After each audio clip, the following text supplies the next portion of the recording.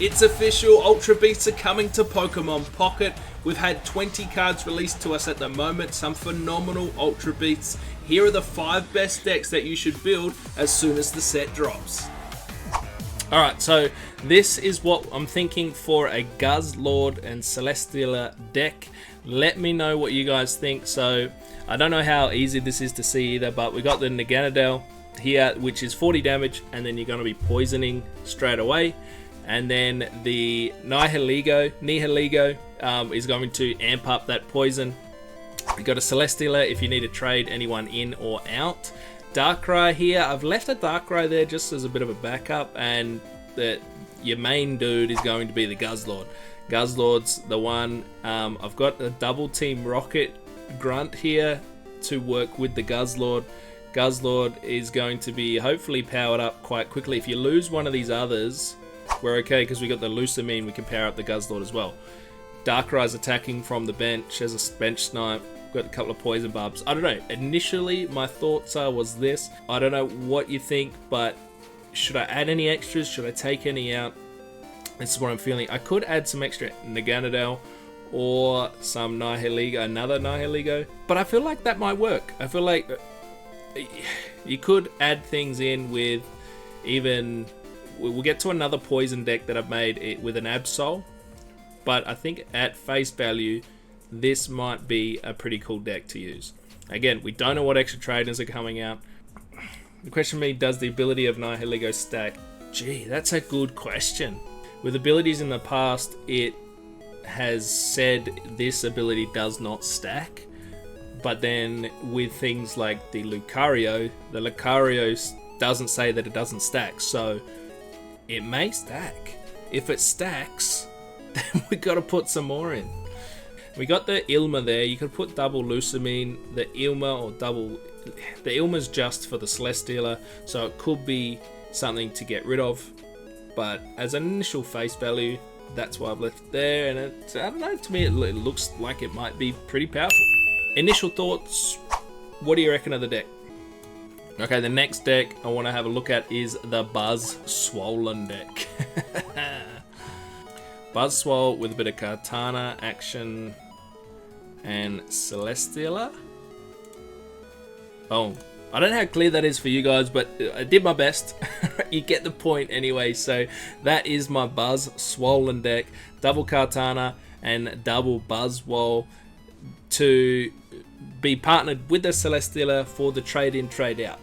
So I think that'll work really well together. As soon as Buzzwole does his attack, he flips out of there, puts a Kartana up, and then the Kartana can either attack if it needs to, or rolls back out and the Buzzwole does another attack. It's gonna be pretty devastating if that actually works, and it's gonna be disgusting. We've got the double Capes in there as well for extra health, double Erica to heal up the Leaf Pokemon. They've got the Ilmas in that if you have to have your Celesteela out the front, you can retract it back into your hand and immediately play it and use the ability if you need to. As soon as it takes a bit of damage, you can roll it back. These are just mock-up. We don't know what the full set's going to be, but I think they're good starting points at least. So if you're struggling to think of a deck, this is a good starting point, and then you might be able to roll some of these other new trainer cards and stuff in. Like I said, I think there's going to be things that are going to be out there that'll mitigate some Ultra Beast damage based on my video yesterday, and even ramp up some damage done by Ultra Beast. So I don't know.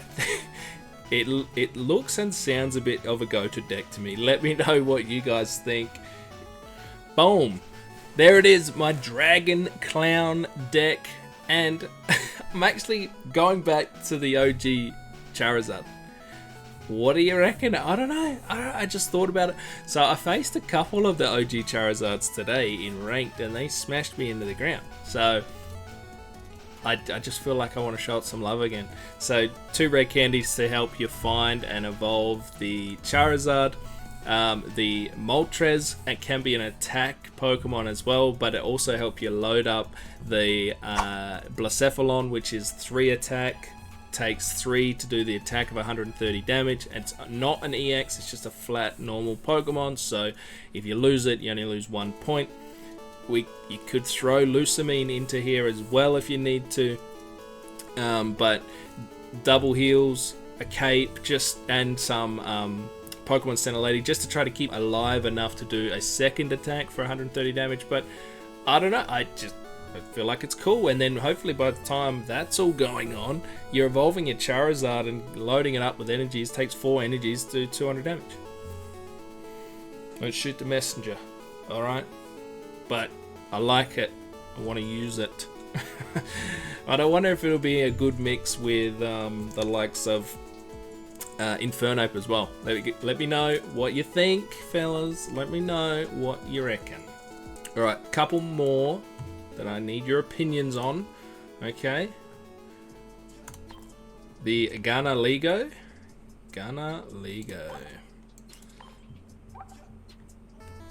Alright, my Poison Nihilego deck.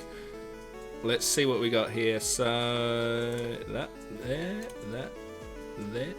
yep. I'm such a professional fan. Look at me go. Okay, Nihilego deck. Here it is here. I think this is going to be a lot of fun as well. Poison. Naganadel coming out early, putting poison on the peeps. Nihilego staying on your bench. We got the Absol, which boosted its 60 damage plus 20 damage if it's attacking something that has an effect on it. So poison barbs as well. Put them on your Absol. You know. Oh, I made an error with this deck. I originally had it with coughing and wheezing, so I've took them out. So ignore the Kogas in here. Put something else in. Maybe even a Giovanni would be cool, or a red.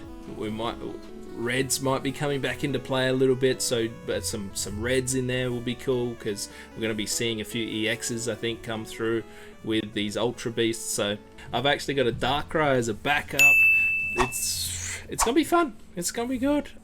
Okay, last deck I want to show you is the Necrozma deck. Check this one out. There it is. So the 2 Ultra Necrozmas in with a Lunala and Giratina. And the Dialga. I don't know. It's just the first thing I thought of, so I mashed it together. Let me know what you guys think of this. If you're getting the Dialga out first, then you can energy up the Necrozma. If you get the Giratina and it's self-supplying its energies, which is good. Is there too much going on in this deck? Could I even take out the Lunala and leave the Dawns in? If you're running both energies in the deck anyway, as soon as your Necrozma's built, right, and you're doing 120 damage, you're just constantly doing 120 damage. So it's taking 5 cards out of your deck, discarding them, 5 cards out of the opponent's deck, discarding them. You don't need any other cards. If you've already built the Necrozma, you're just attacking 120, 120, 120. So hopefully it just destroys the opponent if they don't already have their rare candies out and things like that as well. Imagine discarding like Pokeballs and Professor Researchers and Lilies and rare candies and all of that good stuff. Imagine discarding all of that rubbish out of your opponent's hand and they're just done. They're just cooked. So the quicker you build the Necrozma, the better off you're going to be. It's going to be cool. It's going to be a lot of fun. They're just my thoughts. I think if you don't get the Lunala built, it's good to have the Dawns. You got double Dawn in your deck. So you got a Leaf there to trade out the Giratina if you need to. Overall, I think it kind of works. At least maybe with some of the new trainers and other item cards that might be coming in. It may be able to tweak this deck and make it a bit more efficient, but let me know what you think. But yeah, there we go. That is all my decks that I think are going to be a lot of good starting points for us all when the set finally releases on the 29th. It's going to be a lot of fun, guys. Hopefully you enjoyed these and you get something out of it. Let me know what your thoughts are on all of them. Can't wait. It's going to be good.